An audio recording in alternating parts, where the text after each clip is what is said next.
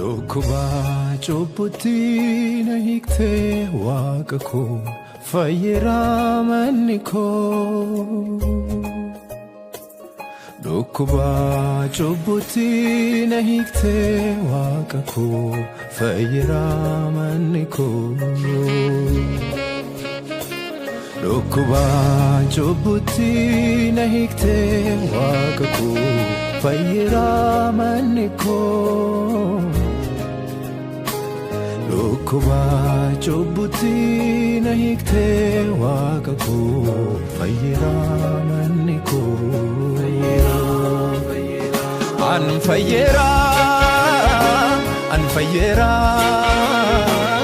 karaa kee bilisaa baheera. An fayyiraa karaa kee araara argate. Ani fayyiraa karaa kee bilisaa baheera.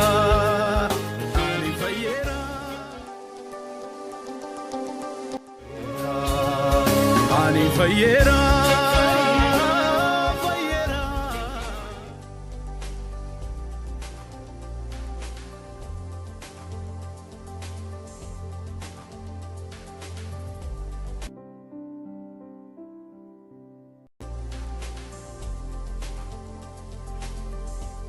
Unggelah. Aha.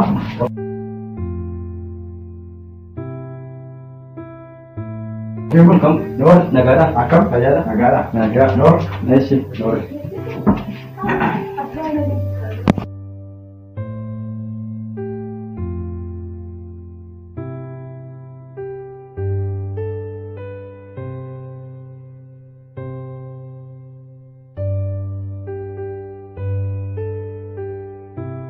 Negara di sini boleh. Nora. Langsung beli. Negara di sini. Negara lain. Negara. Iya. Nora jo. Nora.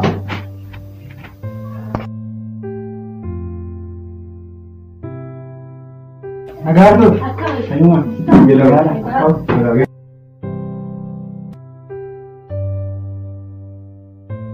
Nora nasi.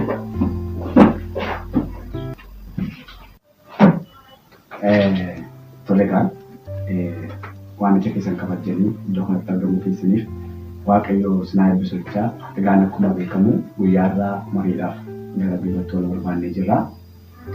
Egaan torban darbe keessaa isin sabni akka kaasan isin filachuudhaan akka isin geggeessitaniif yookaan akka isin koree taatanii saba eebbisanii fi Wangeelaawi. Noore. Ayi nagaa keessanii. Akkam. Naguma. Jirtus naguma. Nagaa keessanii.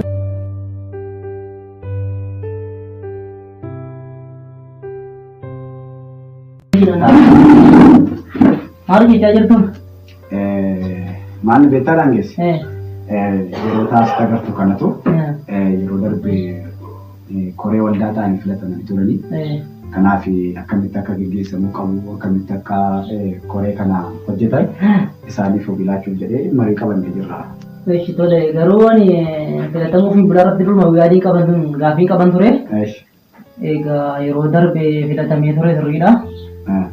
Gaafiin koosi ofiin bulaanii hiriyoota gidduutti hawaasa keessatti naannoo isaa irratti yaada akkamii akka qabu hiriyoonni isaa waan beekaniif waldaa kana geggeessuu hin danda'a. Namni tokko kan waldaa geggeessuu danda'u jireenya isaa yoo to'ate irraa kan hafe waldaa geggeessuu hin danda'u. Kanaaf iyyuu yaadni ofiin bulaan qabuu fi amanni qabu kan waldaa kiristaanaa geggeessu miti akka amanaa tokkotti jiraachuun isaa baay'ee rakkoodha dheetanii gaafii qaban ture jechuudhaan. Maal jechuu barbaadde? Kan jechuu barbaade hiriyoota gidduutti amala bareedaa waan qabannee fi kanaaf amala kee yookaan sirreeffattee utuu waldaa geggeessuutti dabarte kan jedhudha yaadii koo. Amma qofaa akka maal fidda eeggatee sabni akka kaarsina filatee amma kunoo geggeessummaa itti fufachaa jira. Amma galuutti qofaa kee amma yaada waan barbaadde yookaas waan gootu hin qabdu. Sirriidha saba yaada namaatiin bulu saba humnaan deemnee namni tokko maqaadha inni sabii keenya duukaa mul'isa. Kanarraa kan ka'e biratti malee amali ati qabdu tarii dhuguu dandeessaa, tarii qaamuu dandeessaa, tarii amala garaa garaa qabachuu dandeessaa. Waldaan kiristaanaa keessatti wangeela qulqulluu keessatti boqoo hin hojjetu, yoomii hin hojjetu. Sirriitti waliin galu. Sirriitti naan jechaa jirta. Maal jechuu barbaade Wangeelaawi? Namichi kun maal jechuu barbaade? Bara bofti hammaate loccuutu arraba namatti baasa jedhu mitiiree?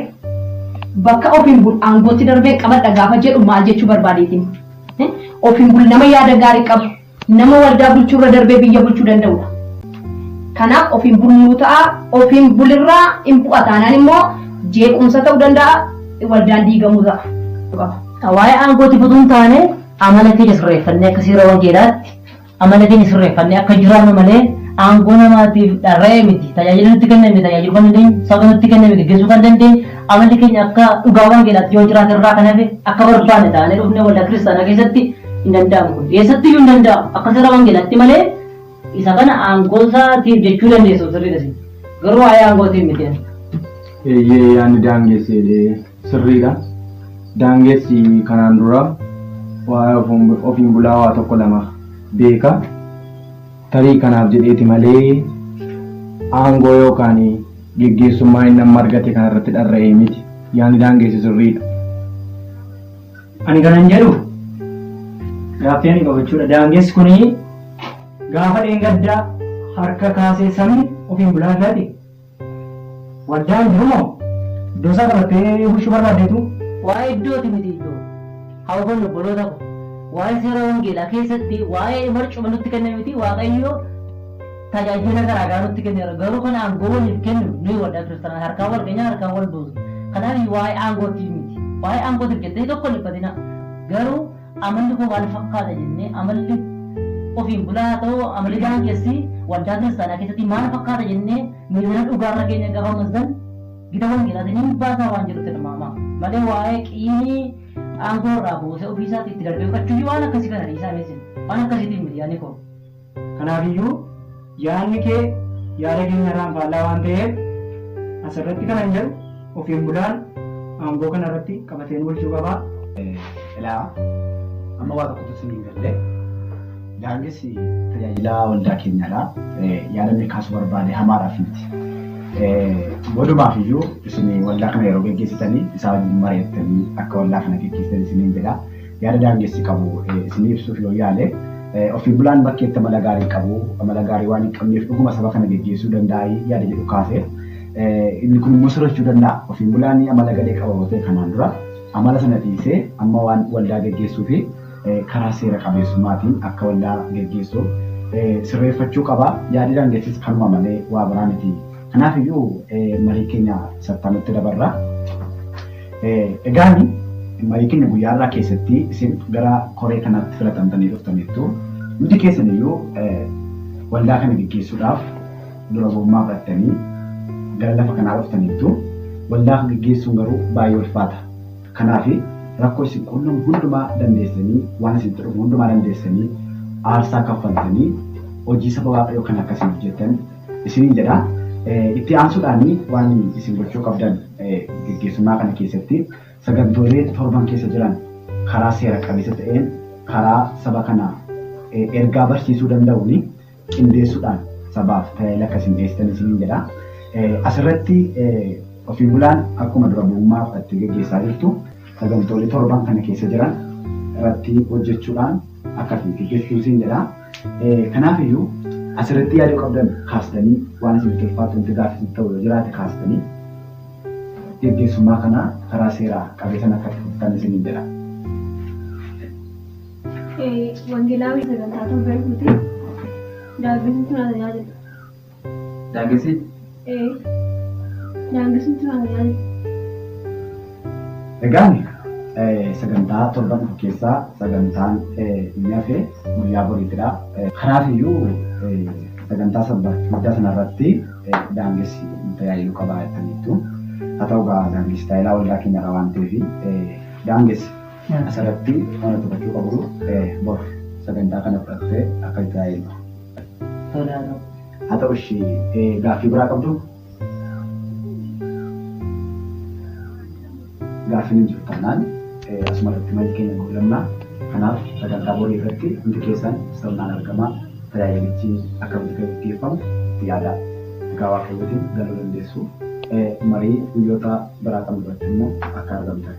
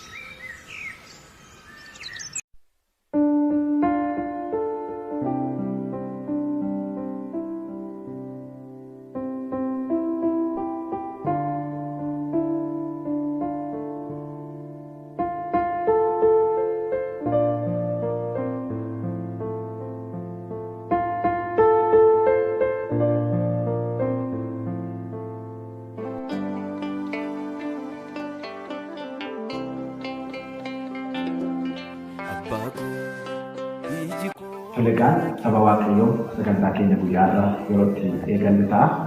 Meetii jalqaba kanaa Waaqayyoon kadhannaa. Ilaalee gargaarota abbaa koo iji koo Yaa Waaqayyo gooftaa sagalee kee nuuf ergi. Nutti dubbadhu ati. waan baay'ee leeyya'ee beekaa. Ija keenya banannaa tolegaan nama Waaqayyoo irraatii sagalee Waaqayyoo dhageenyaa gara obboleessa keenya daangessisan sin dabarsaa yeroo isaa sagalee Waaqayyoo dhaga'uufan dhiisan.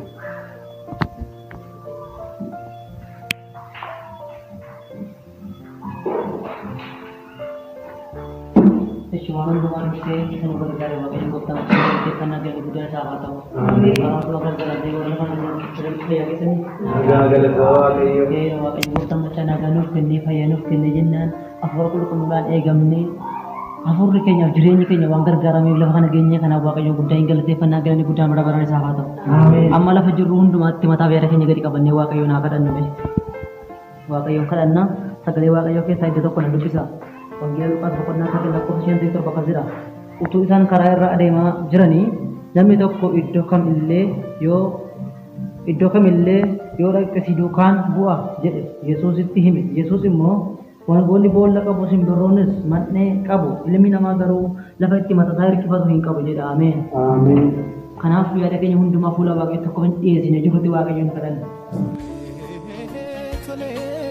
Tole farkoo tole farkoo tole Yesus koo naa dhufnaanii fayyinni koof kalee du'a jala. Ija keenya banannee macaafa qulqulluu kana keessatti kan nuti arginu namtichi tokko utuu inni Yesuusiin gaaffii gaafatuutu argina. Kutaa kana keessatti Yesuus utuu inni karaarra adeemaa jirutti namni tokko argeeti akkas jedheen iddoo kamillee yoo dhaqxan si duukaan bu'aa si biraa hin hafu jedhee utuu inni gooftaa Yesuusiin gaaffii gaafatu utuu inni Yesuusitti kana himuutu argina. Gooftaan Yesuus immoo namicha kanaaf deebii gaafa laatuufi akkas jedhaan ture. Wangoonni boolla qabu simbirroonnis man'ee qabu kanaaf ilmi namaa immoo lafa itti mataasaa hirkifatu hin qabu jedheetu deebisaaf ture. Gaafa kutaa kana keessatti ilaalu namni maaliif akka adeemu faayidaa mataasaaf akka adeemu yaada nama keessatti Waaqayyo gooftaan macaa waan beekuuf nama kan of biraa hambisa. Isa kan biraa immoo gaafa ilaaluuti namoota kan biraa immoo argee ana duukaa bu'aa jedhee utoonni isaanitti himuu argina. Kutaa kana keessatti gasa yommuu ilaallu nama kan biraadhaani ana faana bu'i ana duukaa bu'i gaafa inni jedhuuniini egaa abbaa koo du'ee jira waan ta'eef dhaqetan abbaa koo awwaaladheen dhufa. Kanaafiyyuu ati eeyyama akkanaaf gootu jedhee isa gaafata ture. Gooftaan keenya Yesuus Kiristoos akkas jedhee deebisaaf ture. Warri du'an du'aa isaanii awwaallatanii garuu ati waan hundumaa dhiisee ana duukaa bu'i jedhee tuunni kana deebisuufiitti argine. Gooftaan nu wajjin haa ta'u. Jireenya keenya hundumaa gaafa gooftaa Yesuus Kiristoos faana gaafa adeemu jireenyi biyyi lafaa nu jeequu danda'a. Namni harka Waaqayyootiin tolfame lafa itti mataa hirkifatu kan qabne dubbata sagaleen kun. Kanaaf gooftaa Yesuus Kiristoos duukaa adeemne akka jiraannu gooftaan keenya nu wajjin haa ta'u. Ameen. Egaa kan biraa immoo kan nuti arginu abeet saatiitu guyyee isiniin gabaabsa. Kan biraa immoo kan nuti arginu namni tokko ana duukaa bu'u jedhee ammas gooftaa Yesuus kun dubbatu argina. Inni immoo dhaqeeta nagaa koo himadhee dhufaati xiqqooma ishee anaaf obsi jedhee utuu ni dubbatu argine. Kana keessatti gooftaa Yesuus jecha tokko dubbate. Utuu namni lafa qotu tokko horda harkaa qabatee gara dudduuba isaa ilaaluun akka hin taaneef dubbate. Egaa kottaa gooftaa Yesuus Kiristoos duukaa akka adeemaa jirutti dudduuba keenya hin laallu. Namni harka waaqayyootiin tolfame lafatti mataasaa itti dhufqatu waan hin qabneef gooftaa keenya wajjin akka jiraannu gooftaan keenya nu wajjin haa ta'u. Sagalee dhageenya gooftaan keenya nuuf haa eebbisu. Wangeelaa juntaana waaqayyoon kadhana. Toleegaan waaqayyo sinutti dubbatee hin galateeffannaa. Yaa waaqayyo gooftaa sagalee kee guyyaa irraa ergitee jireenya keenya waan fayyifteef galanni siif haa ta'u.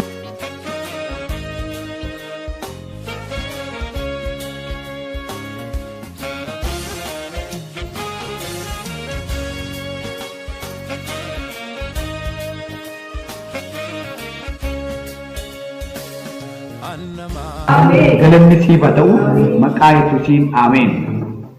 Toleegaanii waaqayyo nutti dubbateef galannaa ta'uchaa asumaan sagantaa keenya guyyaa irraa xumurreerraa warri koree immoo marii qabna waan jettaniif gara dudduubaatti hafaa.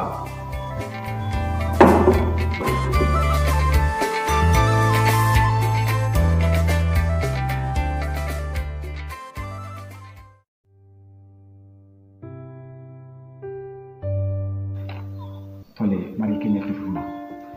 Asirratti wantoonni bal'inaan haasoo qabnu wanti baay'ee namaaf hin jiraatanii amma garuu namicha ammoo nu tajaajila qaba. Yesuus utuu inni karaarra adeemaa jirutti namni tokko argeeti akkas jedhanii iddoo kamillee yoo dhaqxan si duukaan bu'aa si biraa hin hafu jedhee utuu inni gooftaa Yesuusin gaaffii gaafatu utuu inni Yesuusitti kana himutu argina. Gooftaan Yesuus immoo namicha kanaaf deebii gaafa laatuu fi akkas jedhaan ture. Wangoonni boolla qabu, simbirroonnis mannee qabu. Kanaaf ilmi namaa immoo lafa itti mataasaa hirkifatu hin qabu jedheetu deebisaaf ture. Waa'ee maaliif tajaajila? Ana wangoodha moo isiniin jedha moo saba wangoodha?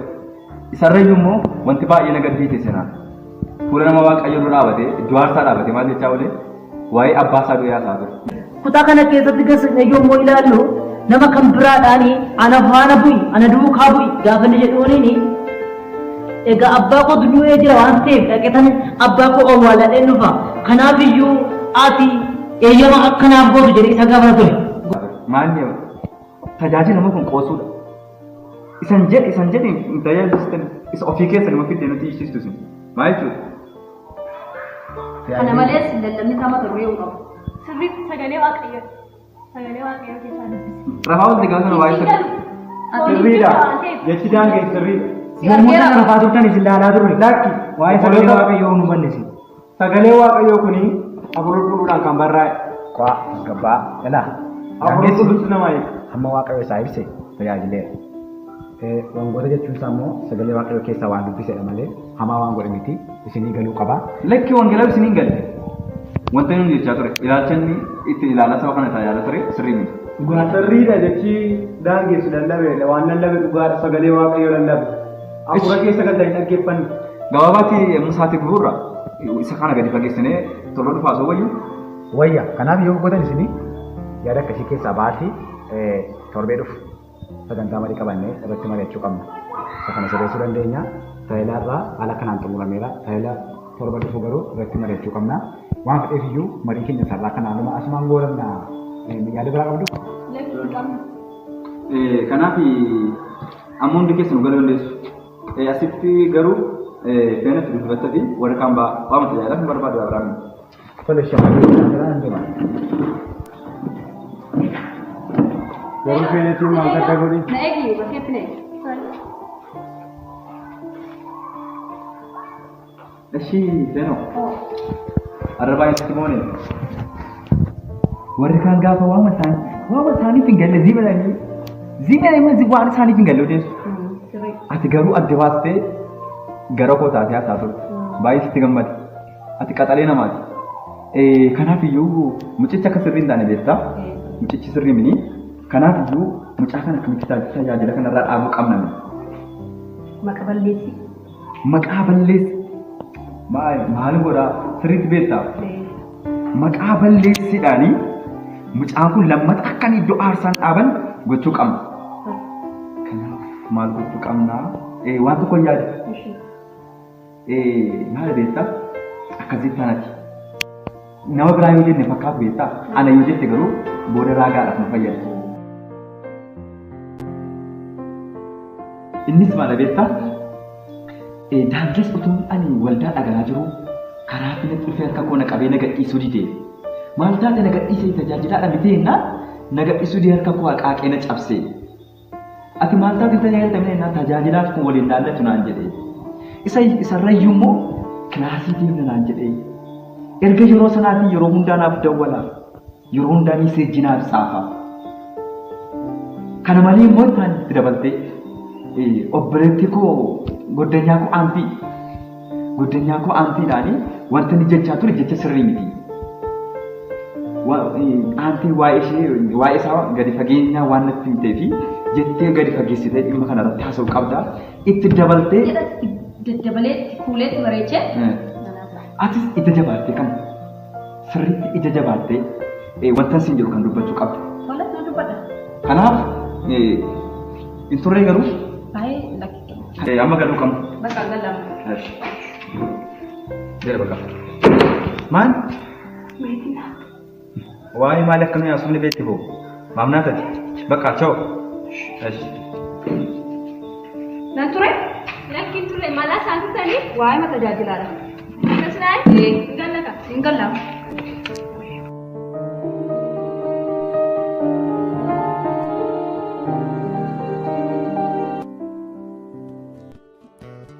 Maqaa kee ulfinaa sananii waama. Maqaa kee ulfinaa. Maal laafin taanee. Maal laafin taanee. Maal laafin taanee ati raabaaf teeti. Mal laafin taanee. Mal laafin taanee. Mal laafin taanee ati raabaaf. Toleegaan yeroo keessan kabajanii intarneet fayyadamu keessaniif waaqayyo sinaa eebbisuu marii keenya guyyaarraa kan hojjechuufinna. Egaanii marii guyyaarraa qabu keessatti sagantaan waldaa keenyaa akkamitti akka gaggeeffamu walii wajjin marannaa. Kanaaf sagantolee torban dhufan kana akkamitti akka gaggeeffamu maal goonee hojjenna. Asirratti waa'ee sagantaa boodaas ta'uu dandeenya. Amma garuu waa'ee eeggaddaa marii dargaratti haasaa turre waa'ee daangees tajaajila daangees as keessatti laachaa ture maal akka fakkaatu walii wajjin haasaa turre. Akkan naga'uttis immoo daangees nama bakkeetti amala sirrii hin taane qabu. Amalli sirrii hin taane kan irraa argamudha. Kanaaf iyyuu waa'ee daangeessin amma mari'annee yakka inni bakkeetti gochaa jiru yookaan balleessaan inni bakkeetti balleessaa jiru kun isa adabsiisa yoo ta'e adabamee gorfamee waldaa gorsite immoo tajaajilatti deebi'e yoo ta'e immoo gorfamee amma waa'ee isaa irratti haasofnaa namoonni waa'ee isaa yaada qabatamaa qaban yookiin waa'ee isaa yaada qabatamaa dhaga'an amma yaada kan isiniif kennu. Waa'ee daangeessi yaada jira jechuudha. Eeyyanoo. Mee tokko yaada jiru kaasaane. Maal ture beektu? Eeggaddaa ariifadhee waldaadhaa galaa jira. Karaarra dhaabbatee kottuu naan jedhe. Anis maquu nagaraa na dubbisuu fedheetanii se'eetanii itti godhe. Gaafanii itti godhu harka qabee na haqaaqee jechuudha. Kottu kilaasii deemna malee. Achiin booda maal taati ati tajaajilaadha miti gaafan jedhuuni tajaajilaa fi kun waliin laallatu naan jedhe. Naannoo akkan taanitti hirkaa baheen galee gaafa sana jechuudha. Kan isin dhibu akkan taanitti hirkaa baheen galee. Achi gaafa galummoo bilbila baay'ee bilbilaa tekstii baay'ee ergaa kana malees immoo jechuudha gaaddanyaa koo aantii jechuudha. Isheedhaanis kilaasii akkanaatti kottu waama kun daldala ta'ee maal akka ta'e nuuf hin galu. Waamni hojiin isaa sirrii miti baqa. Hojiin isaa sirrii miti. bakkeedhaan nama waaqayyoo fakkaata keessisaa garuu yeeyyiidha. Kanaan tajaajilaa jechuun baay'ee nu rakkisan kanuma yaadan qabu. Feenati harkuma kee qabee cabse jechuudha. Kunoo harki koo cabaadha. Amma sammaa harki koo cabaadha. Manatti si waama jechuudha. Kilaasii deemna dhee. Maaliif kilaasii nama amtammoonnaan tajaajilaaf kun ilaallatu siin jedhe. Akkas naan jedhe. Daangeessuma jechuudha. Sumatu. Bishii yaaduu biraan jira. Yaadanii qabu yoo jiraate egaa daangessi gochaanii bakkee irratti raawwachaa jiru akkuma amma dhageessan kanadha. Hojiinni bakkee irratti hojjetu mana waaqayyoo keessaa nu hojjechiisa. Yeroo jennee waa'ee isaa ilaallu nuuf gaaffii.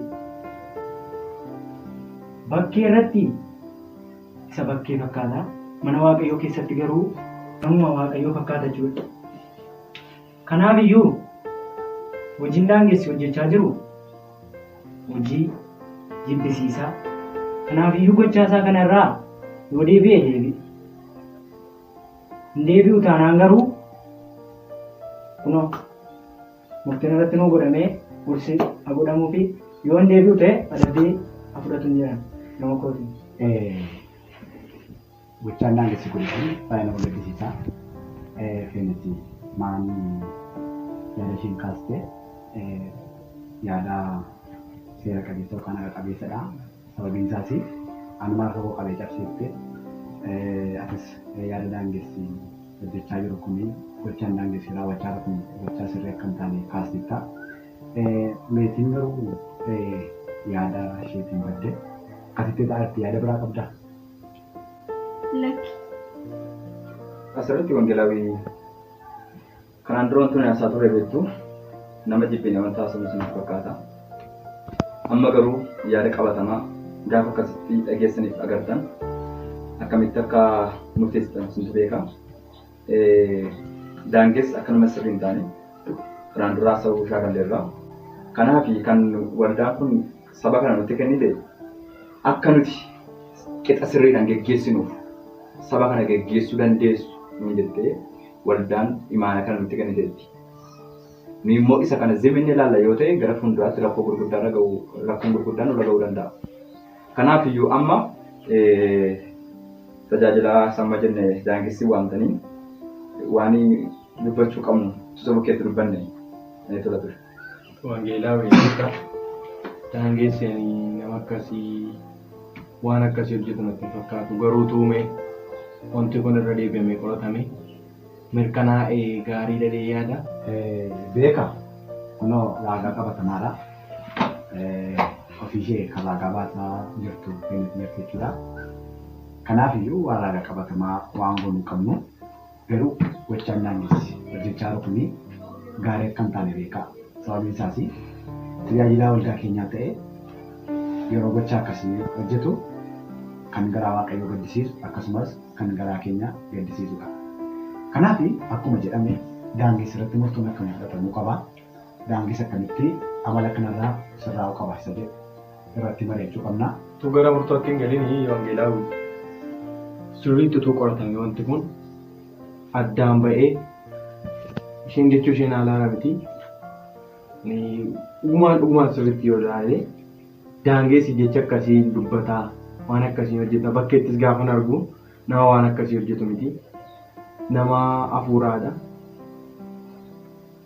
Waan akkasii godhame yoomiyyuu waan iddootti hin laanneef utura deebitanii haqame hundumtuu tokko tokkoon haga ofii keenya illee dudduba deemnee isa laalutti yoo geenye gaarii dha yaada malee tarkaanfiitti hin garin duraa qoratamu. Waan irra deebine ilaallu hin qabu nama bilisa waan qabatamaadha kun. Waan inni harka koo na cabsedha. Waan qabatamaa waan ija ijattiidha. Maal irra deebine ilaalla qoy. Egaan kun argaa jirta waan fedhe jechaa jirtu jechuudha.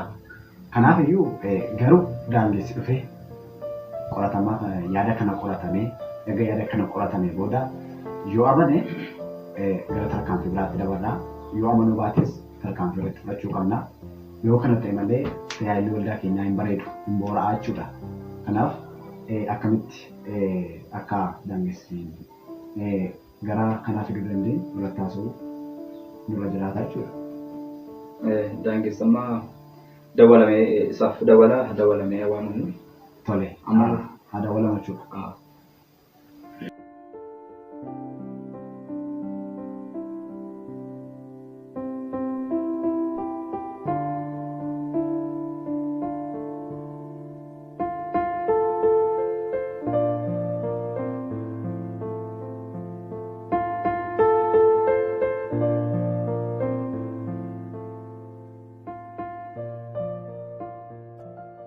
Yeroo Angelaawii.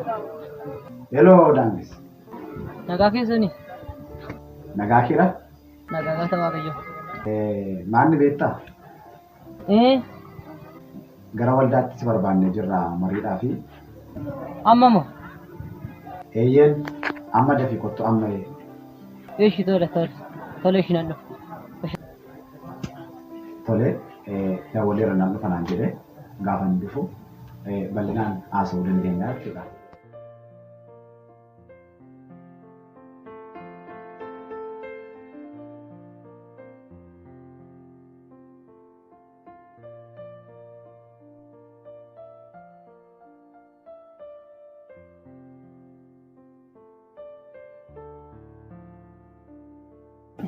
Lord guys. Nagaa keessanii. Akkam?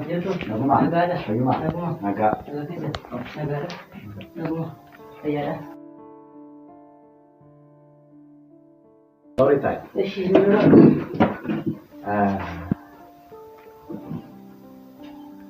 Dhimma itti si barbaanne fi iddoo kanatti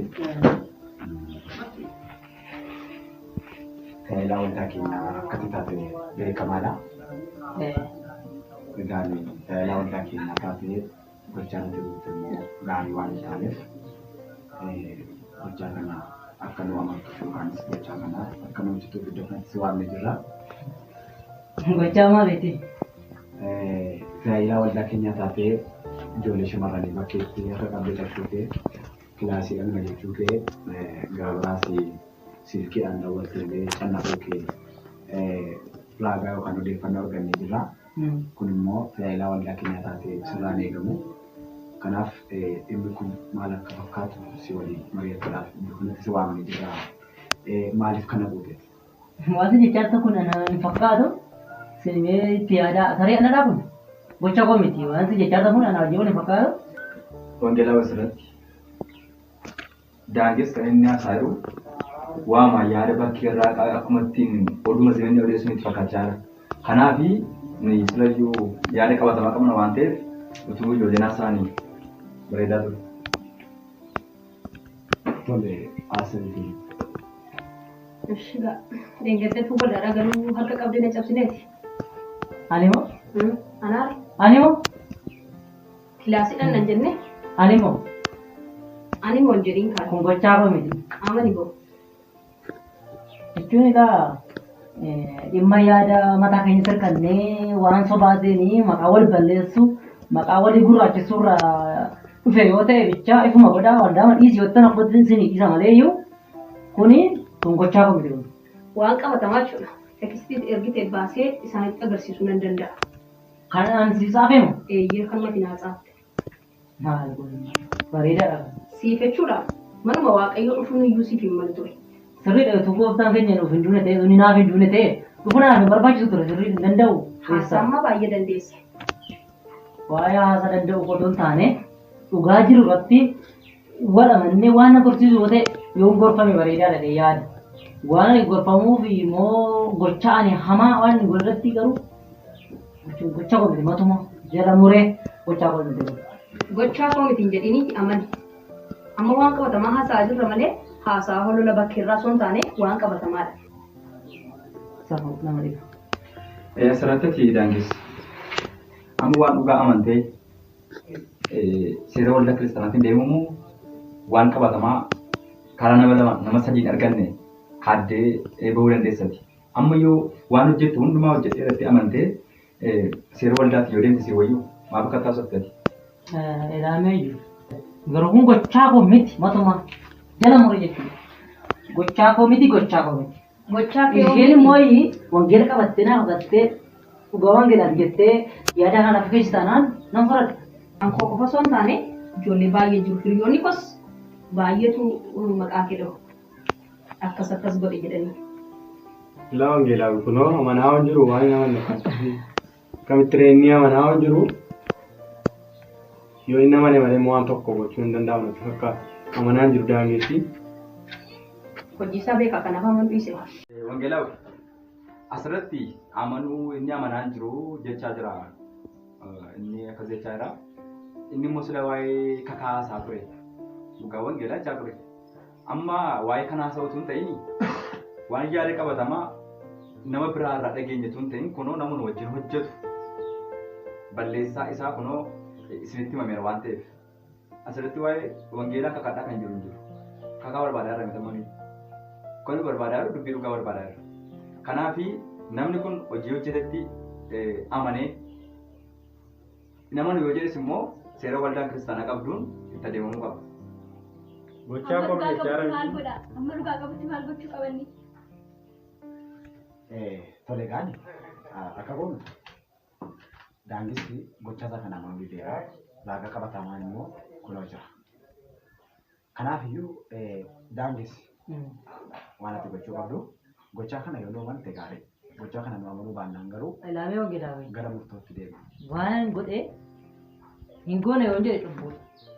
Waan ani hin goone immoo godhee yoo jedhe cubbuudha. Gochaa koo dhalatti kamitti namni wal fuudhee bakka danda'an. Gochaa kun tasaa fakkaatu waan an godhe naman garuu waan ani hin goone akka itti amanuu qabu bakka. Egaan akka goonu daangisi gochaa kana amanuu dideera.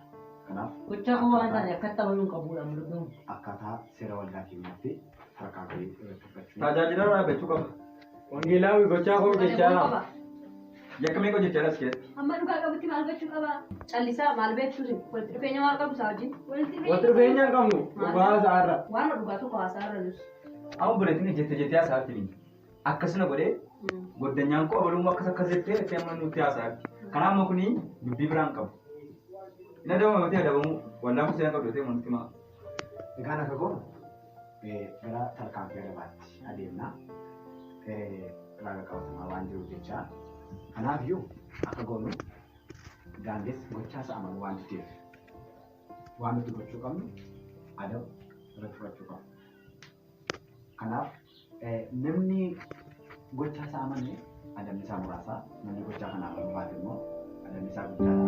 Ilaamee wangeelaa wajjirratti gochaa koo malee waan sin amanee adaba kun xiqqeessa sinin jedhu qabu utuu waggaa meeqan adabni iyyuu dhugara dhaabbadhee hamma lubbuu kennutti iyyuu dandeemaa. Akkamitti tasgabbaa dhugara hospitanii waan hin qabne akkamitti amanee naan jettu. Utuu hojii koo ta'ee waggaa meeqa fudhadhe ture. Garuu hojii koo malee ammas yoo waggaa meeqa fudhadhe nama walitti ture garuu dhugaa dhaasaa dhiyaatamuun kun maal miti. Kan kanaa olii abboonni darban warri wangeelaaf jedhanii dhiiga isaa dhangala'anii lubbuu isaanii kennanii jiru. Ani garuu kana waldaa dhiisuu hin danda'amu. Amma sadii si'ati yaada isaanii gaggeeffatu. Amma abboomamtee gaarii nutti fakkaata. Kanaaf adabamuu qaba. Yaada jedhu yoo jiraate daangis gara tarkaanfii adabaatti adeemna jechuudha. Nuuf adabamu. Adabamuu qaban gaaffiidhaa. Sirriidhaan nuuf adabamu. Amma dhugaa qabutti adabamuu hin qabu. Dhugaan isaa barbaadamuuf. Dhugaan isaa isa kamtu barbaadamaa ree kunoo ragaa qabatamaa qabna. Waan inni amanaa hin jirre akkamitti ba'aa namatti feetan. Gochaa koo dadee amanaa ree sidas. Hojii Gochaa isaa kun beekaa jechaadha. kan amanuu dhiise. Beekaa ka hojii isaa. Nuuf adabamu. Amma zimmenni wacuura seera jiru akkaataa waldaa keenyatti wangeelaa isinitti adeemaa. Lammaffaan waan qabatamaa yakkee inni kan biraan immoo yakkuma yakke sana amanaan jiru. Egaa daangessi gochaa godhe kana yookaanis badii godhe kana waan amanuu didee fi gara murtee adabaatti dabala. Namni balleessaa isaa amanu adabni isaa xiqqaadha. Namni balleessaa isaa hin amanne garuu adabbiin isaa guddaadha. Silaa utuu balleessaa amanee gatee daangessi gara ji'a sadiitti fidnee adabna. Amma garuu balleessaa isaa waan amanuu dadhabee fi gara ji'a jaatti ol fuudhee isa adabna. Kanaaf asirratti yaada qabdan. Jaajaa guddituu caafuun qalbii jira danfa jechuun isa jibbeetu hin ta'in namni kun ammoo balleessaa amana waan hin jireef hin jedhani. Nama kana waan jibbeen haasoo nutti fakkaachuu danda'a. Nuti garuu akka inni qalbii isaa jira danfu garuu jini ija ammoo kamii simkeetti. Ilaa akka seera waldaa keenyaatti adabni kun gaadha namni qalbii isaa jira akka deebi'uuf jechuudha. Kanaaf as keessatti daangessi adaba kana fudhatee qalbii isaa kan jijjiiratuu fi adabamuutu sarara jiraatu jechuudha. Nuuf adabamu. Adabamu bakka. Sirriidha nuuf adabamu. Irratti walii galla. Kanaaf daangessi ati gochaa kee waan amanamteef adaba ji'a ja'a adabamtee jirta. Adaba kanas kaatee akka fudhattu sin jenna. Hojii koo malee galtee adabamaa. Egaa lafa gootu adabasi laatame kana fudhattee qalbii kee akka jijjiirrattu hojii kana dura jecha fudhatteerraa akka bilisa taatu sin jenna. Kanaaf adaba ji'a ja'a guyyaa irraa fudhatte. Amma dhufee galmee irratti dhufa mallatteessu. Nuuf mallatteessu dhufee. Egaa daangessi gochaa kanaaf adaba waan fudhatteef kaatee akkuma isaan jedhan mallattoo keetiin mirkaneessita.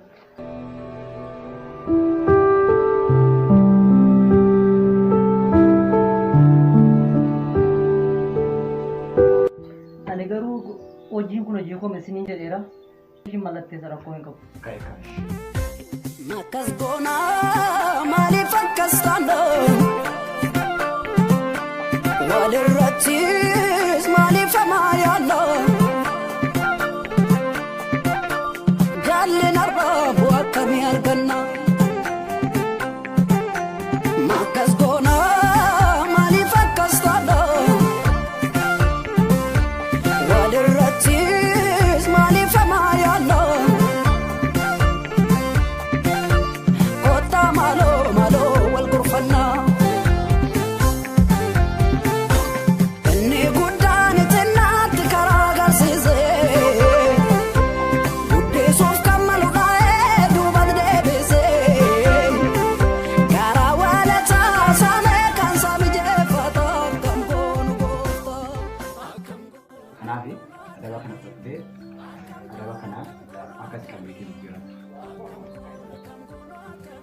Egaa gootanii waaqayyo dhugaa koo naaf haa baasu. Lafatti dhugaan koo badee waaqayyo dhugaa koo naaf haa barbaadu. Baay'ee galatooma. Baay'ee galatooma. Daangis illee dhugaa qaba ture. Daangis.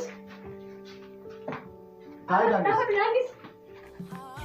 Nama dhugaa qabu maaliif akkasuma ta'e?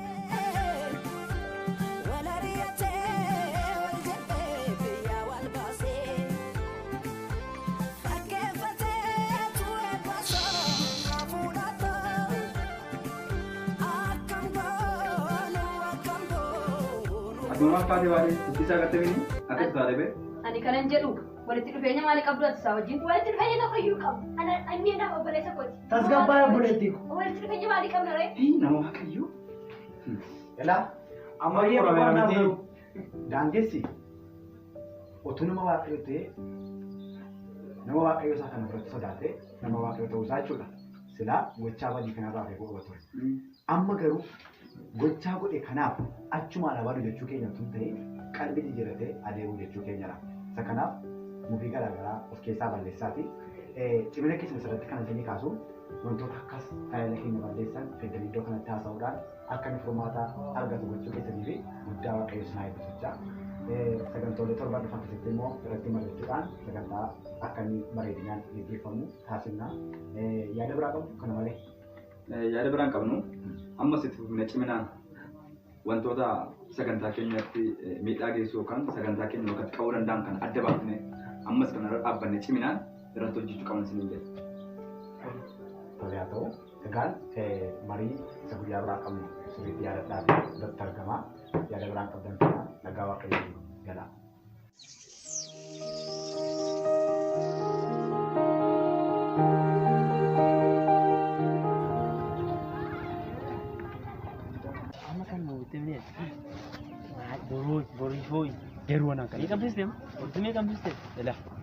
Sirrii kana of harkaa qabu dhibba tokkittiin of harkaa qabu. Dhibbichaan iyyuu kanuma bite. Inni shantama kun shantama. Amala kiisiif gochuudha. Boriifoomoo maaltu jedhame? Duwwaa sadan beekta miti. Duwwaa sadan. Iddootti moo yaadaa kottu qaba?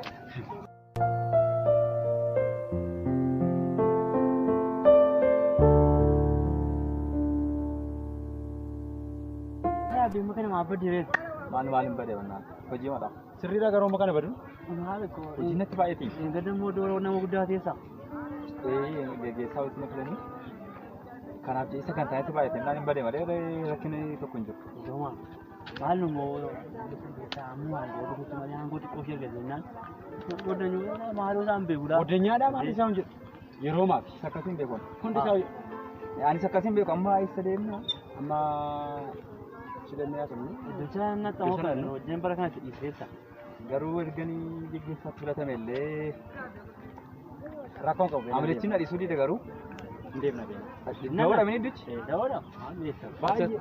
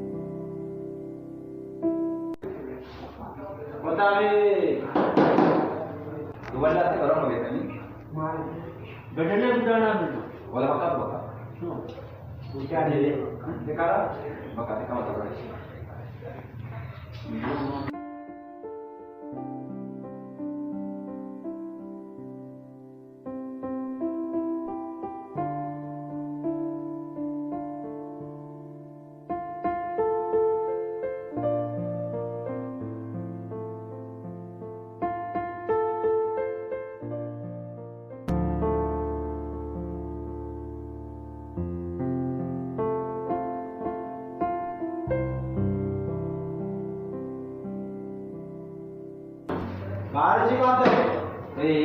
Dabali kamaanii isin gate mootii baay'ee dhugatte malee qabu isin maal isin gate beektu dhageessee ture yaada silaa sun irraa geggeessaa eeggate waldaa na filattee turte. Koreessi kun akan natti mudamu yaa akkamitti shumanii yaa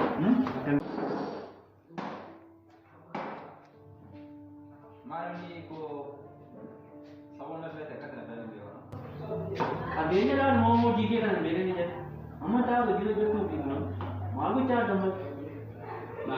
Isaan immoo namni yeroo baay'ee namni sila wanti marratti hin taa'e qabeenya irratti hin taa'e nama ta'a. Haa fakkeenyaaf ammaa namoonni geggeessuu danda'anii fi jiraachuu danda'u ogummaadha. Seerama qabeenya jedhaan natti filatan sirriima.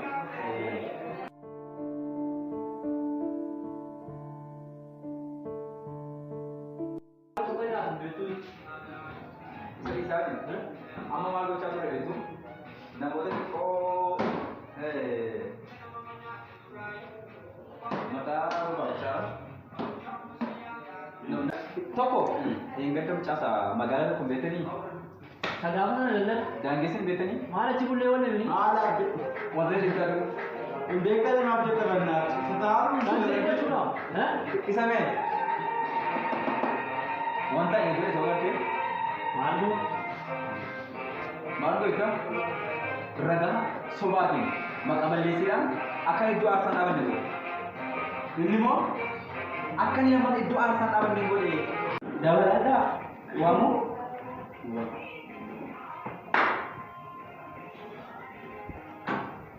Abeet maal jiru gorgisi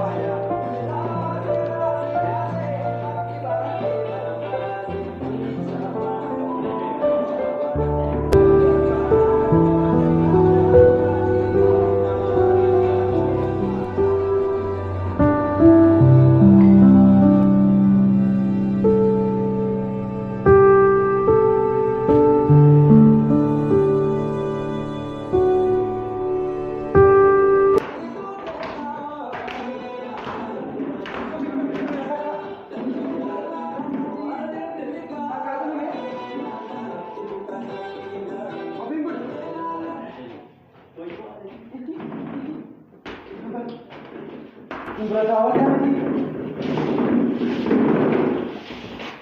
kana jaarsolii mun qabu. Nama jaarii laata? Nama jaarii.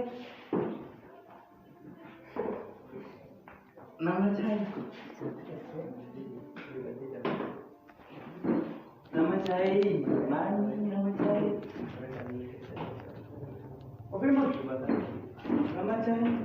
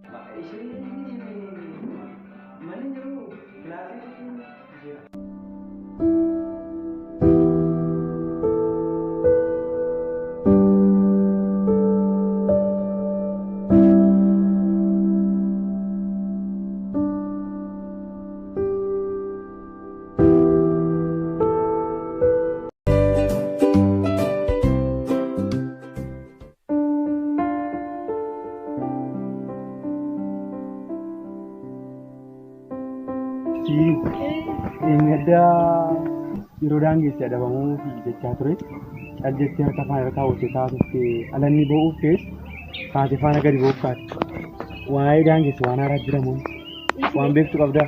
Dinqiidha. Baay'ee nama dhibba. Akkas jedhe sitti himuu hin danda'u. Baay'ee garaan koo nama daadhe. Garaa koo duwwaa miti. Garaan waaqayyoo jecha fudhate. Baay'ee nama gaddisiisa. Maaltu fakkaate gaafa marii qabnu isa gaafa inni lallabee sana booddee marii waa'ee lallaba isaadhaaf marii mari'annee turre dubbii waaqayyoo inni lallabe dubbii waaqayyoo inni barsiise isaan jallisanii sagalee waaqayyoo isaanii fudhee barsiise namni waaqayyoo jallisanii haasa'aa turan. Isumaayyuu immoo erga ofuma keenyaan mari'annee immoo feellitiin dubbatti naasa jedhee ture ofiin biraan. Nuna mari'anneerra isheedhaan dubbatti naasa jechuun maaltu sageessu qofaan lama isaanii marii mari'atan maal qabu isaan? Anu shakkii hin ture hin baasanii. Isa booddee maal siin jedha sitti fakkaate duddubattatti jedhee anaan immoo isheen keenya jechuudha. Sin eegaa innaan na eegna. Gaafan ishee eeguuf jedhee balbala jala dhaabadhu waan dinqiidha waan sanaa sana. Maal jedha sitti fakkaate utuun ariifatee wal dhagaa jiru karaa irratti harka koo qabee naa qaaqee harki koo na cabsee harki koo cabaadha. Baaddanyoota koo bilbilee rakkisaa. Bisa dinna barreesse sinta agarsiisuu hin danda'a. Bilbilaan na rakkisaa. Akka itti waldaa dhufu hin dhabee. Kilaasii dhanna naan jedha. Gaafa ni kun hin ta'utti jedhamu waa'een tajaajilaa fi waa'een kanaa waliin arguu naan jedhe. Ati yoo beekte miti itti daddabalitti itti babbareechitti dubbadhu walgahii sana gidduutti akkasitti maqaa isaa balleessinee isa adiisuu qabna. Yoo nariyame nuuf mijataa gufuu of duraa buqqisuu qabna jedhee akkasitti walii galata.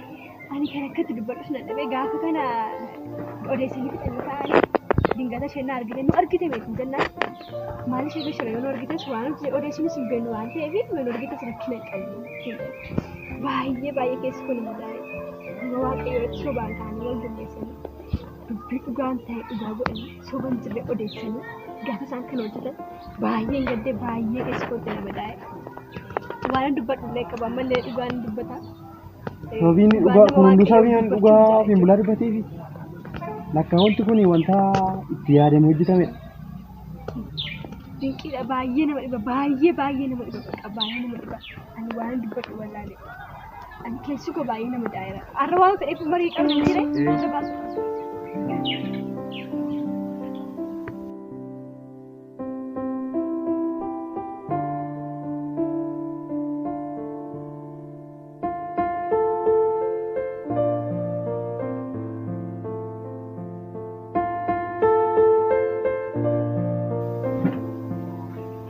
Dheengadallee hojii gurguddaa hojjennee Sirriidha. har'a sitti fufnee hojjechuu qabna. Sirriidha. Waan gurguddaa ammayyuu waa'ee iccitii waldaa keenyaa wantoota jiran kaafnee irratti hojjechuu qabna. Yaada babbareedaa kaasnee haasa'uu qabna. Sirriidha. Magana gaariftanii maaliif ofiin bulaanii baay'ee ture yaadama. Dirraa bane fakkaata. Hojii waldaa kana hojjeta ajandaa waa'ee waldaa kana qabatee jira kanaaf nufa. Hojii isaa beekaa fi Hojii isaa beekaa fi yoo lafa. Hojii maalii waa'ee waldaa? Waa'ee isaa maal beektu sini? Maaf hin beektu waa'ee isaa? Tole gaanii amma dhufutti malee mari'achuu dandeenya jechuudha ture. Amma dhufutti mari'achuu dandeenya dhufu. Nufa yoo na dhufeera. Fayyaa keessanii? Noora jedhu. Xiqqoon ture yooni? Rakkoon qabu garuu hojjetan jalaa barnootee. Haaya hojii maaf? Hojiidha. Egaan marii keenya itti fufnaa. Marii egaa waan mari'achuu asitti qabamne beektu hojii waldaa hojjechuudhaaf akka iddoo kanatti qabamaa jiru beekamaadha. Kanaaf tajaajiltoota keenya seeraan qabuudhaan kana malees tajaajila waldaa keenyaa jiru karaa sirna qabeessaan akka gaggeessaa jiru hunda keenyaaf iyyuu gala. Mee sagantoolee torban dhufan kana kan tokko gaggeessuu qabnu guyyaarraa waliin marii taasisuu qabna. Isa kanarratti yaada maal laadhaame? Laamee wangeelaa waa'ee sagantaa waan mari'annu hin qabu. Sagantaa maalii mari'annaati? Dhimma nu gidduu jiru dhiisnee dhimma nu gidduutti xumuramuu qabu dhiisnee waa'ee sagantaa waan mari'annu hin qabnu. Isa dura daangeessa akkamitti ari'ame? Daangeessu utuu dhugaa qabu utuu dhugaan isaa bakka itti mul'atu ari'ame. Waa'ee daangeessi haasofnee barreeffama. Kan biraa waan haasofnu hin qabnu.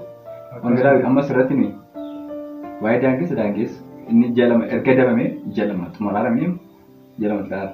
Amma nuyi garuu akkamitti waa'ee sagantaa mari'annaa ni buleessa keenya. Nuyi garuu waa'ee sagantaa mari'achuu as ta'arra malee waa'ee namaa mari'achuu miti namni. Dhugaa jiru baafnee dubbachuu qabna. Isa kana Daangeessi akkamitti ari'ame dhugaa malee dhugaa utuu dhugaa malee kan hin adabame. gaafa ni dabame Anayyuu miti. Mee dubbatu. Dhugaadha akkuma inni jedhee waan ari'amu daangeessu baay'ee nama dhibaa. akkamitti? Garaa koo baay'eetti nagaddee garaa koo qofaa miti garaa waaqayyoos akkasuma madaa'eera. Waa'ee kanaa isinitti himuuf gaafan ka'u obsina dhawaa akka isaallee akkatti dubbadhullee baay'ee na dhibaa. Gaafa daangessi lallabee Maal taateetti hime? dhaggeeffadhu ofiin bula. Anis dubbachuuf mirga qaba dhaggeeffadhu. Gaafa daangessi lallabee wangeelaa dubbatanii waan mari'anne qabna. Daangessi kan inni lallabe dubbii waaqayyooti. Macaafa qulqulluudhaa kan dubbiseeni achirraa fuudhee kan inni garuu Isaan sun irraa sani dubbisee kan lallabe irratti mari'annee booddee kun xinnaa deennaan feenatiin duddubatti naati. Numa mari'annee kaane isheedhaan duddubattatti jechumaatti geesse. Kanaaf iyyuu gaaffii. Achumarraanii isheedhaan feenatiin sineegaa jennaan eeyyana eeginaan jette. Achii booddee ishee eeguu jedhee balbala jala dhaabachaa jira. Utuun balbala jala dhaabadhu ofiin bulaan feenatti balbala taa'anii maalitti hin jedhe. Gaafa sanbataa utuun ariifadhee deemaa jiru waldaadhaa tun galaa jiru daangis karaarratti na argee harka koo na qabee harki koo na cabee harki koo ammayyuu cabaadha. Achii booddee ana duwwaallee miti godinyaa koo aantii hiriyaa koo aantiillee bilbilee rakkisaa. Miseejini naaf babarreesse baasee isinitti agarsiisuu nan danda'a. Abjuudhaan argitee? Bilbileedha rakkisaa. Warri koollee akka isaan natti dheekkamaniif bilbileedha rakkisaa. Ana duwwaa miti hiriyoota koo baay'ee akkasitti rakkisaa. Kilaasiidhaan naan jedhee kilaasiidhaan dhaggeeffadhu ofiin bula. Kilaasiidhaan gaafanni naan jedhu. Maal akka isaatti beektaa? Kilaasiidhaan gaafanni naan jedhu lakki kunii fi tajaajilli waliin ilaallatu naan jedhee. Inni tajaajilu kan biraadha inni kun kan biraadha naan jedhee. Ati yoo beektaati itti daddabal itti babbareechiti itti walga'ii keenya gidduutti marii keenya gidduutti dubbadhu ittiin jedheetu ofiin bulaan feenatiin kan itti gaafatamummaa kana itti situ eegsuma. Achi booda gaafa achi ka'anii isheen na argite nu argite beetiin gaafa isheen jettu rakkina qabu yoo nu argite waa'ee maal akka nu haasaa turre beetii maal nu gooti jedhu. Gaafa kan isin hundumaa soba kana hundumaa fudhatanii nama waaqayyoo irratti harka keessa ol kaasanii isaa dabdan baay'ee rakkataa. Warri kun lamaa wajjin Waaqaan qallatti malee hin cittu Dhugaan jiru kanadha. Ni waaqayyo dursatti nu deebi'uu qabu. Maqaa kumaa balleessite Ni koyi. waaqayyo. Isin walitti dhufeenya maalii qabdu isin lamman? Walitti dhufeenya nu qabu tajaajila malee waa tokko dhufeenya biraan qabu. Kanayyuu amaluu diti. Ati kamsa galgala eessa turte? Eessa turte? Kamsa galgala ati eessa turte? Kan ol waan hafi. Kamsa galgala. Yeroo baay'ee yeroo koo hojiidhaan hin dabarsa. Hojiidhaan ture eeyyaa. Dhugaama dubbadhu. Kamsa galgala eessa? Obboleessummaatti na beektati. Si beeka. Anumsi tokko naa irra. Bakkeetti na hoogganuufi hojiirran ture sin jechaa. Kamsa galgalatti mana dhugaatii manchooftee gangalachaan turre. Ammoo ammee karaa mana dhugaatii bahu dhaquu miti mee faanni koo karaa mana dhugaatii akka darbee hin beeku. Wangeelaawu dheengadda galgala dadhabeetanii kookaan dhuganii ol goree. Ofiin bulaan dhugee machaa'ee waamee dadhabeetanii viidiyoo isaa qaba fuuldura ragaa qabatamaan qaba. Ilaa wangeelaawu viidiyoo ragaa qabatamaan qaba. Viidiyoo malee jecha viidiyoo isaa laala. Maal taate? Hojii kee.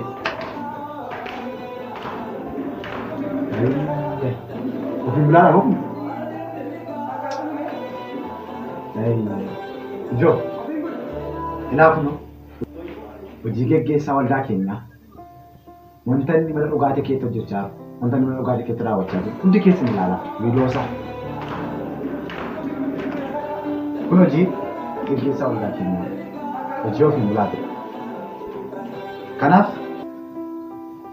akkuma viidiyoo kanarraa arginu ofiin bulaan tunni mana dhugaatii keessatti dhugee machaa'ee gangalatu kan agarreedha. Kanaaf iyyuu maal gochuutu nurra jira irratti mari'achuu qabna. Ofiin bulaani kanaan dura olola sobaa qindeessuudhaan daangeessa irratti namoota kakaasuudhaan akka daangeessa adabamu taasisee jira. Nutis olola sobaa ofiin bulaan fidee kana dhugaa seenee daangessitti murtaa'uuf teessinee ture. Kana gochuun keenya waaqayyoon hin gaddisiisa, namas hin gaddisiisa. Kanaaf iyyuu hojiin ofiin bulaan hojjechaa jiru waldaa keenya keessatti geggeessaa waldaa ta'e waan namatti hin tolle waan baay'ee nama gaddisiisudha. Kanaaf maal gochuutu nurra jira hojii ofiin bulaa kanaaf? Hojii ofiin bulaa kanaaf daangis nu waamee iddoo isaatti nu fayyada. Inni immoo akka seera waldaa kiristaanaatti adabitti nu kennamuu qaba. Hojiin isaas argameera. Waaqayyo isa saaxile tuni dhokatee hojjetu dukkana keessatti. Waaqayyo immoo ifa keessatti saaxile. Tole, ofiin bulaa akkamitti hojii kana hojjechuu dandeessiti? Geggeessaa waldaa isaatiin. Dubbadhu ol jedhiini. Hojii kee tura. Hojii dubbadhu. Jechuun ani wangeelaawii yeroo inni kana keessanaan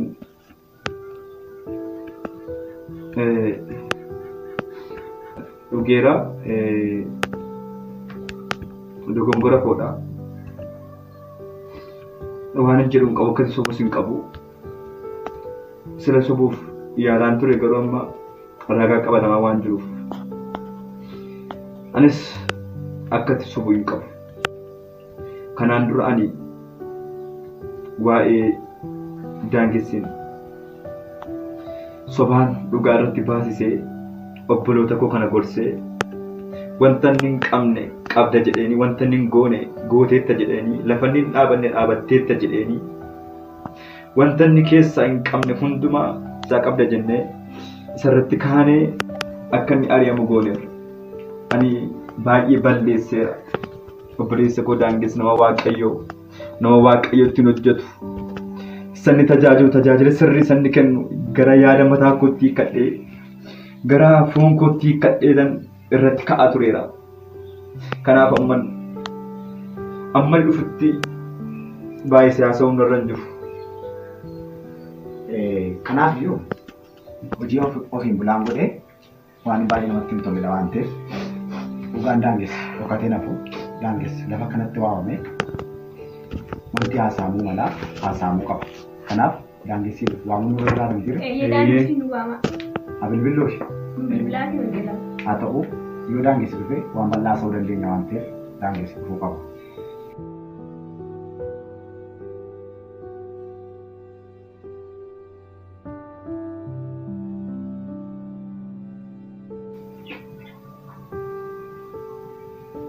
Hello, Dangis. Hello, Wangelawi. Nagaa keedha? Nagaa keessanii? Nagaa galata waan. Nagaa. Waldaatti si barbaannee jirra. Kottulee gara waldaa. Maal waldaarraa ari'ameen ture miti yeroo darbe? Eeyyani turiini amma dafii kottuu dhimma kee sanarratti marii gaggeessaa turre. Kanaafiyyuu kottuu waan isaa adda baafatta waan ta'eef dafiiti gara biiroo kottu. Yoom? Amma dafii. Ishii tole haa ta'u. Tole. Toleedhaan daangessiin waan hin jira nan dhufa naan jedheera taasiseera. Kanaaf yaada kana sirreessuudhaaf dirqama daangessi dhufuu qaba.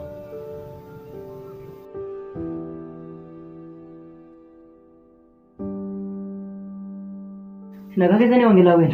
Noori daangessi. Nagaa keessanii? Naguma. Nagaa. Nagaadha. Naguma. Nagumaadha. Naguma. Nagaadha. Nagaa. Maal ta'a isaan kun? Noori ta'a. Eshi. Tole. Akkuma jennee daangessi kun dhufee jira. Daangessi kan nuti si barbaannee fi kanaan dura akkuma beekamu adaba siilaannee turre karaa waldaa keenya. Karaa adaba jedhamtu beekamaadha. Amma garuu karaan ati ittiin adabamte karaa sirrii akka hin taane adda baasnee jirra. Lolli ittiin adabamte sun lola sobaa akka ta'e amma adda baafnee jirra. Kana malees ofiin bulaan seenetii wajjin lola sobaa qopheessuudhaan adabaa akka adabamtu taasiseera. Kun garuu hunduma keenya gaddisiisee jira. Amma kan gidduutti waamnee fi dhiifamni akka ta'u kana malees dhugaan itti qabdu akka inni bakkee ba'uudha. Walumaa galaa ofiin bulaan yaada qabu haasa'uu waan barbaaduuf inni yaada qabu waan haasa'uu danda'a. Yaada laachuusaa dura afaanuma keessanii isinii korragaa qabatamaadhaan jettanii natti falmisiisu jedhama. Yaa'u. Amanii jecha turtan gocha koo malee waan amanu waan dhabeef isin didee ba'eera. Ergasiiti garuu maaltu akka dhugaa waan eebaa'u eessaa dhufanii? Ilaa maal beektaa daangessi? Lola sobaadhaa kuni walii galteedhaan waan qophaa'edha. Kun immoo ofiin bulaaf seenetti waan qopheessanidha. Akka ilaalcha nama tokkotti dhugaa fakkaata. Wanti walii galteedhaan dhufe kuni. Egaa waaqa qabatamaadha seenee garuu walii galteedhaan lola sobaa qopheessuudhaan dhugaa fakkeessanii akka adabamtu taasisaniiru. Inni kun immoo dhugaan isaa bakkee ba'eera. Kanaaf gadi fageenyaan ofiin bulaan waan godhe kana sitti muraanii akka kan jijjiirratu yaada kaasitu. Gara isaa kan si dabarsu. Eshi nama waaqayyoon kanaan dura waan ittiin gooneen gootutti jedhee dubbii sagalee waaqayyoo isa sirriisatti lallabdu gara ofii kottii kadhee akkati ari'amtu godheera. Kana malees immoo obboloota koo kana gorsee wanta ati keessaa hin qabneen qabda jedhee obboleettiin koo waa isheen hin agarre agarteetta jedheetan bifa kanaan gorsiitan ragaa sobaa qindeessee akkati ari'amtu godheera. Ati nama waaqayyoo nama sirriidha. Ani yaada mataa kootiin siinis obboloota koos waaqayyoonis yakkeera. Ani ofii kootii waa'ee tajaajilaminii waa'ee kiristaanummaa iyyuu hin beeku. Sabni waan na filateef malee ani hojii koo bakkee malee waa'ee mana waaqayyoo keessaa gadi fageessee hin beeku. Yaadni koo inni bakkee kun immoo yaada koosaa hojii mana waaqayyoo keessatti adeemsisa waan adeemsisu natti fakkaate an si yakkeera sitti balleesseera obboleessa koo. Kanaafiyyuu amma obboloota kana duratti waaqayyo duratti dhiifaman si gaafadha. Ati nama waaqayyoodha. Utuu dhugaa qabduu si ari'adheera. Iddoo aarsaa akkatti hin dhaabanne godheera. Kanaaf obboleessa koo amma an fuula waaqayyo duratti dhiifama si gaafadha. Dhiifama si gaafadha. Dhiifama naaf. Ati nama waaqayyoodha. Ati nama sirriidha. Nama araaraadha. Obboloota isinis isinii yakkeera. Utuma ittiin geggeessinuu maaliif tokkummaan gidduu keenyaa galu. Ilaalcha tureessii qaban ilaalcha badaansiif qabaachaa jiru. Maaliif yaada kun hordoftan jedhanii yaada arummaadha. Arummaa kootiin hoogganamaan ture. Kanaaf biyya obboloota qophii mana.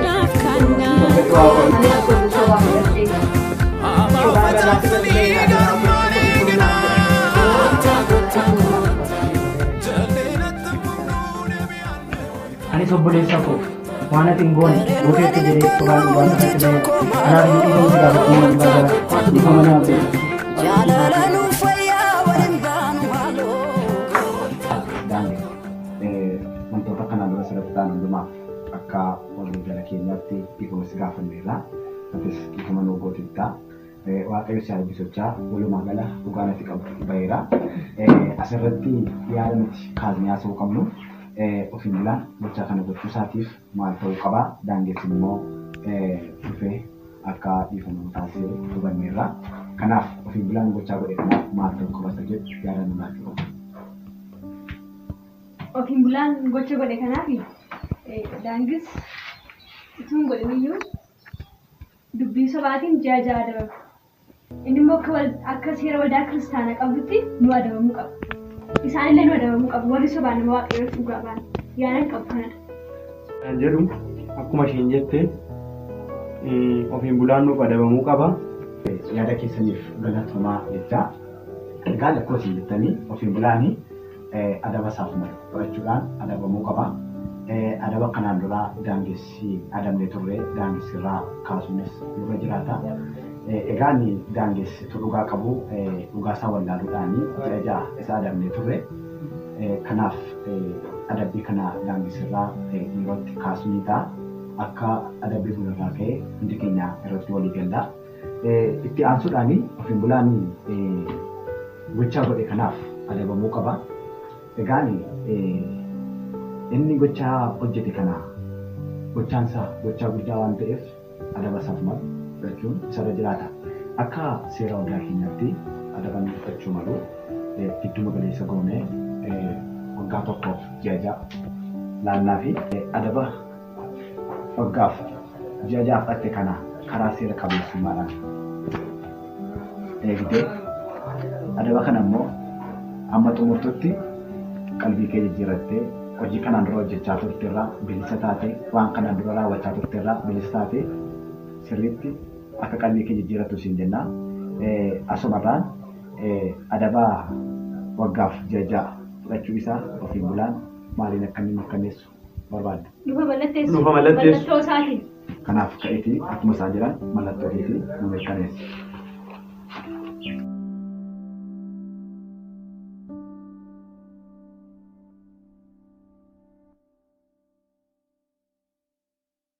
Tole gamanumaan ofiin bulaan qalbii isaa akka jijjiiratuuf adaba fudhatee jira. Ofiin bulaanis kana beekee qalbii isaa akka jijjiiratu ittiin jennaani. Egaan hojii har'a hojjenne keessatti wanti nama boonsu dhugaan daangessi mul'achuu isaatidha. Egaan sagantolee torban dhufu keessatti argamtanii seeraan akka isin gaggeessan isin jedha. Asumaan waaqayyo isin haa eebbisu hojii hojjechuun galatoomaa. Nagaa waaqayyooti. Tolee galatoomaa.